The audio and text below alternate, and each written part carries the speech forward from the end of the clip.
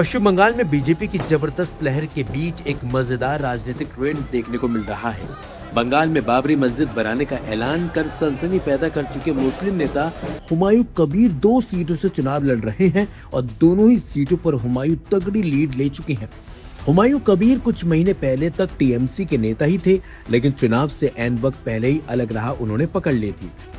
हुमायूं कबीर ने बंगाल में बाबरी मस्जिद निर्माण की घोषणा कर राज्य की राजनीति में हलचल मचा दी थी। इसके बाद ही टीएमसी से उन्हें सस्पेंड कर दिया गया था। उस वक्त हुमायूं कबीर भरतपुर से विधायक भी थे। हुमायूं कबीर ने बाबरी विध्वंस की बरसी 6 दिसंबर 2025 को मुर्शिदाबाद के बेलडांगा में बाबरी मस्जिद की नींव भी रख दी थी। 11 फरवरी को उन्होंने बाबरी मस्जिद का निर्माण शुरू भी कर दिया था।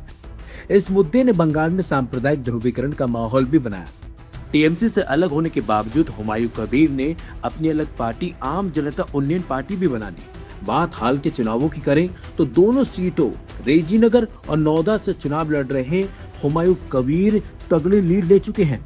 अभी तक की बात करें तो हुमायूं कबीर रेजीनगर सीट पर 37,000 वोटों से आगे हैं और उन्हें बीजेपी उम्मीदवार वावन घोष को काफी पीछे कर दिया है। उन्होंने अब तक 70,000 से ज्यादा वोट भी मिल चुके हैं। हुमायूं कबीर दूसरी सीट नौदा से भी चुनावी मैदान में उतरे हुए हैं। यहाँ पे बीजेपी उम्मीदवार राणा मंडल से 19,000 से ज्यादा वोटों से वो आगे चल रहे हैं। जिस तरह के परिणाम नजर आ रहे हैं उससे साफ है कि हुमायूं दोनों ही सीटों पर जीत हासिल कर लेंगे। तो वहीं हुमायूं कबीर ने कहा है कि उन्हें यकीन है कि वे दोनों ही सीटों पर जीत हासिल करेंगे। आम जनता उन्नयन पार्टी के संस्थापक हुमायूं कबीर ने सोमवार को पश्चिम बंगाल के लोगों को विधानसभा चुनावों में तृणमूल कांग्रेस को नकारने के लिए बधाई भी दी। उन्होंने पश्चिम बंगाल की मुख्यमंत्री ममता बनर्जी पर राज्य को लूटने का आरोप भी लगाया। क्या बोलूंगी, जो हुआ अच्छा हुआ, ये होना ही था। ममता बनर्जी को जो 3 बार मुख्यमंत्री बन के उनको भतीजा को इतना पावर छोड़ दिया, लोगों को इतना धोखाधड़ी किया, लोगों को साथ इतना पैसा लूटा, वो ब्रिटिश को जो पैसा लूटने गया 100 से 200 साल तक, वो उनको 15 साल में उनको छोड़ किया। तो आज का दिन में बंगाल का मनुष्य को बधाई दूंगा, जो टीएमसी को लूटने वाला को अच्छा जवाब दे दिया। काटने से तृणमूल 3rd पोजीशन में है, तो क्या बोलेंगे? क्या बोलूंगी, मेरा हक है राजनीति करने का, ममता बनर्जी को हक है राजनीति करने का। वो जो गलत काम में जुड़ा हुआ है, जो भ्रष्टाचार में ज्यादा से ज्यादा डूब गया, उनका जवाब मिल गया। उनका दोनों सीट में बहुत सारे वोट में गया है, तो क्या बोलेंगे? नहीं तो दोनों सीट जीतेंगे जीतेंगे जीतेंगे, पहले से ही बोला। आज भी आप 3 बजने दीजिए, दोनों का ही सर्टिफिकेट मैं ही लूंगा, बाद में मैं घर जाऊंगा। यही कौन से इलेक्शन में आप रहेंगे वो बाद में सोचेगी, लोगों को साथ बैठ के आलोचना करके। और तो और कई गंभीर आरोप लगाते हुए उन्होंने कहा कि इस बार ममता को जनता ने नकार दिया। हुमायूं कबीर द्वारा बनवाया जा रहा ये मस्जिद प्रतीकात्मक है, जिसकी अनुमानित लागत सैकड़ों करोड़ बताई जा रही है।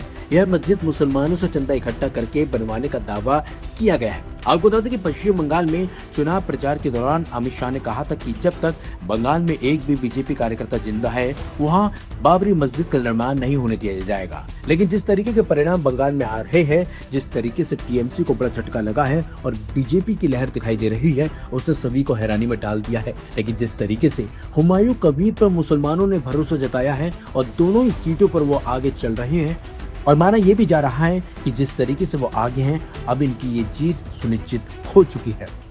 देखिए, ये सिर्फ एक चुनाव की नतीजा नहीं, बल्कि ये बंगाल की लोगों की जो सपना था वो साकार हो रहा है। और बंगाल का चाहे युवा हो, चाहे महिला हो, चाहे शिक्षित नौजवान हो, सभी मिलकर चाहा तो आज इसका वास्तवायन हो रहा है। क्योंकि बंगाल का इस बार का जो ये चुनाव है, ये सिर्फ एक सरकार बनाने का चुनाव नहीं, बल्कि पूरा देश का इंटरनल सिक्योरिटी थ्रेट को बचाने की, थ्रेट से बचाने की एक चुनाव है। जिस तरह से बंगाल से घुसपैठिया अनुप्रवेश हो रहा था, इन्फिल्ट्रेशन हो रहा था, और जिस तरह से केवल बंगाल का ही नहीं, बल्कि बंगाल की वजह से पूरी देश की डेमोग्राफी परिवर्तन हो रहा था। उस डेमोग्राफी परिवर्तन को रोकने के लिए, देश की अखंडता को ठीक रखने के लिए और उसके साथ साथ एक मजबूत और एक शक्तिशाली देश बनाने के लिए बंगाल की ये जय बंगाल की आम नागरिक ने सुनिश्चित किया। बंगाल की जितने भी यहाँ का आम आदमी है सबका सपना साकार हुआ और हम लोगों ने कहा था कि आज के दिन 4 तारीख को बंगाल में एक नया सूर्योदय होगा और वो सूर्योदय बंगाल की लोग देख रहा है और खुशी से पूरा बंगाल महक उठा है। निश्चित रूप से हम लोगों ने आशा किया था और सिर्फ हमारी ही आशा नहीं बल्कि ये पूरा बंगाल की लोगों की आशा था।